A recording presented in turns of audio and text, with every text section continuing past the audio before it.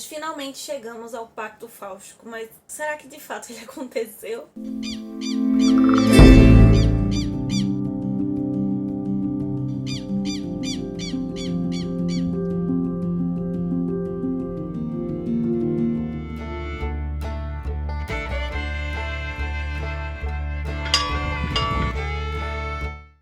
O que temos para hoje, Sanchos e Dulcineias? Eu sou a Larissa Bertolino, você está no canal Uma Garota Quixotesca, onde nós conversamos sobre as relações da literatura com a nossa vida real. Mais especificamente, você se encontra no episódio 7 da jornada de leitura conjunto de O Grande Sertão Veredas, do João Guimarães Rosa. De janeiro até março nós estivemos e estaremos lendo esta obra-prima da nossa literatura nacional. E nessa semana nós concluímos 70% da nossa meta de leitura. Faltam apenas 3 semaninhas. Nós estivemos lendo das páginas 271 até a 314. Encontramos um que talvez seria o episódio central da obra, que é o provável, talvez sim, talvez não, pacto que o Riobaldo fará com aquele personagem que talvez tenha mais nomes nessa obra. Eu acredito que uma das entrevistas, um dos estudiosos que talvez seja muito rico para o nosso debate essa semana, que teve muito a ver com o que nós lemos, o meu queridíssimo teórico professor Antônio Cândido, não especificamente falando sobre o pacto, mas sobre a obra em geral, ele afirmará que o Grande Sertão Veredas apresenta uma vibração espiritual. E essa vibração se relacionaria com os grandes problemas do homem que nós enfrentamos, que nos atormentam. E se tem algo que o Riobaldo vai ficar cada vez mais declarado a partir da leitura dessa semana é atormentado. Nós já entendemos que, diferente das obras que eram escritas até então, o foco principal não está no homem, não está como no naturalismo, no determinismo, por exemplo, a definição do espaço geográfico em si, muito menos na questão social, na luta, na jagunçagem. Não há uma relação causal das coisas que acontecem aqui em Grande Sertão. Todas elas estão dispensadas sobre o mesmo plano.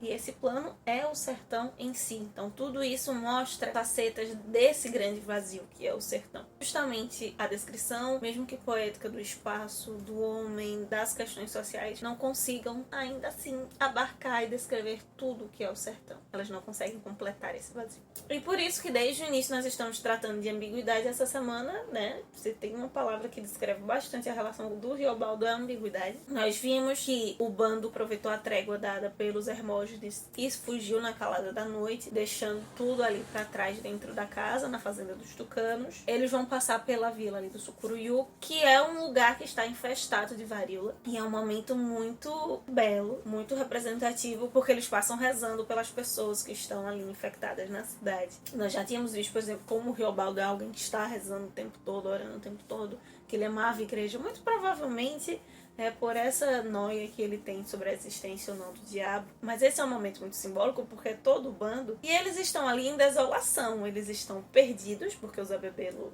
achando que é super incrível, fez com que eles se perdessem geograficamente. Eles estão perdidos no sentido de que eles são jagunços sem armas, sem cavalos, sem nada que os defina como tal. Eles não têm como fazer o que eles sabem fazer. Eles estão perdidos porque eles estão sem rumo. O Zé Bebelo, de certa forma, não é o chefe. O Riobaldo em si já tá com essa desconfiança maior. É um momento muito simbólico porque eles estão rezando pelo próximo, pelas pessoas da cidadezinha, mas eles mesmos precisariam dessas rezas. Eles estão tão doentes ou numa situação tão cerca da morte, tão desesperadora quanto as pessoas que estão ali. Nós temos mortos, nós temos doentes, nós temos baixas significativas ali no bando do Zé Bebelo. E tem um termo que ele vai falar propriamente sobre ele e o Riobaldo, como as duas figuras de destaque dentre esses perdidos. Eles são garrotes remarcados. Reses, garrotes, filhotes, como se eles ainda tivessem o que viver, mas já remarcados, já marcados mais de uma vez, com marcas, com feridas, com definições que não permitirão mais que os outros enxerguem a eles sem certos filtros, nem sem que eles enxerguem a vida em si, sem determinadas demarcações prévias, como se não houvesse escapatória daquela situação, mesmo que fossem para uma outra vida. Vamos lembrar que Zé Bebelo, ele é um político, a gente já entendeu no início do livro que ambos querem terminar de certa forma com a jagunçagem. O Riobaldo já é um fazendeiro, já deixou essa vida, mas essas marcas, elas persistem, afligindo cada um deles ao seu modo. Por mais que o Riobaldo esteja com raiva do Zé Bebelo, eles meio que são colocados como iguais ali, não só por almejarem a mesma coisa, mas por essas marcações, esses sofrimentos que ambos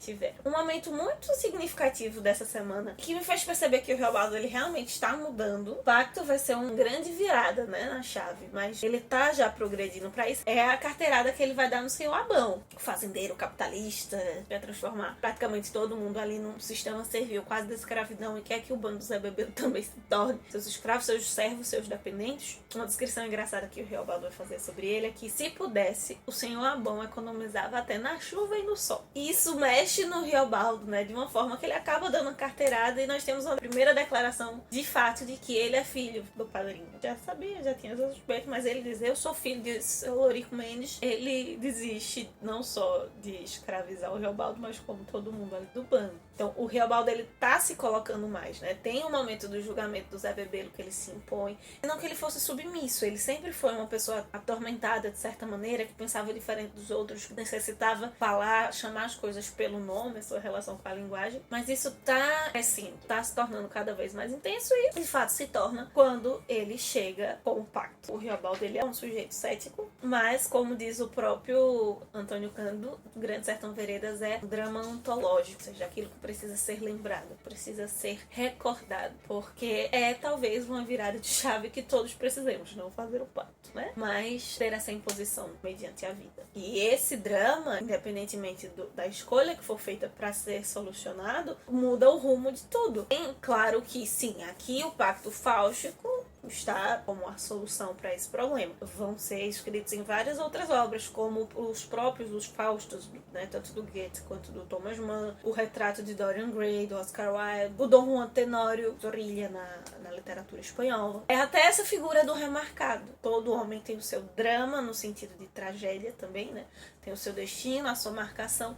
E a partir do momento que eles buscam esse pacto, há um novo direcionamento e ele é remarcado de uma outra forma dentro dessas suas angústias. Para quem estava mais atento, vai se recordar que no início do livro, o Reobaldo, ele conversou com um antigo sertanejo, um outro jagunço, além desse bando, e falou para ele como se faz um pacto, né? Que precisaria estar na encruzilhada, chamar pelo demônio, e ele teria que estar, né, presencialmente. Isso é um ponto muito importante. Ele teria que estar incorporado para que de fato aquilo estivesse acontecendo, que ele se apresentasse quanto uma pessoa. Só que vamos recordar que o Reobaldo, ele é um ser das palavras. Muito do que se materializa para ele se materializa através das palavras. Então, quando ele faz o pacto e o demônio não se materializa, há essa dúvida do porquê vai de encontro aqui o seu colega havia dito, de que precisaria haver isto. Mas para alguém com o sistema de pensamento do Reobaldo, a palavra já é uma forma de existência. É uma forma de acontecimento. Isso pode ocorrer porque não houve de fato o pacto, ou porque o Reobaldo sim estava doente, estava febril, então provavelmente delirando, mesmo que não há uma personificação, há uma manifestação da natureza, ao vento e tudo mais. E esse personagem que tem se tornado cético, mesmo o próprio narrador Reobaldo ainda mantém muito desse ceticismo, tá muito imbricado esse ceticismo com obsessão também. Mesmo antes, o Reobaldo nos apresentando vários nomes para o demônio, dessas páginas dessa semana ele falou o Satanás muito demarcado. E até em alguns momentos fica até uma relação como se Satanás e Sertão fossem não equivalentes, mas que tivessem uma relação íntima, até pela marcação do S e do T no nome. Um dos meus professores da época da faculdade afirmava algo muito interessante que faz todo sentido. Lembra que na semana passada eu destaquei como o Reobaldo falou nada várias vezes. O Reobaldo, ele não existe, o que existe é a travessia, ele existe nesse processo de travessia, ele não tem essência. Sabe aquela ideia que a existência precede a essência? Então essa existência do Reobaldo se dá dentro da jagunçagem, dentro da sua ação, do seu movimento. Ele precisa estar lutando pelos seus ideais para estar vivo. A partir de aí, então, se cria a narrativa. E ele só pode existir através da narrativa. Por isso que a existência ou o acontecimento do pacto é mais importante na narração, né, nas palavras, do que necessariamente na personificação do demônio. Então é isso, meus queridos cavaleiros andantes. Esses são os nossos comentários sobre a leitura dos 70% do Grande Sertão Veredas. Faltam apenas agora 3 semanas. Compartilha conosco também o que é que você aprendeu, o que você achou de interessante nesse momento tão importante para a obra. Me diz porque, na sua opinião, esse momento, né, o pacto, seria algo tão importante. O que é que tem nele que faz toda a diferença na obra? Você pode me compartilhar comigo tanto aqui quanto lá no Instagram. Na segunda-feira a gente se reencontra. Nessa semana nós leremos das páginas 315 até a 356. Enquanto isso, que possamos sair da biblioteca e ver muito além dos Manhãs de Vento. Valeu!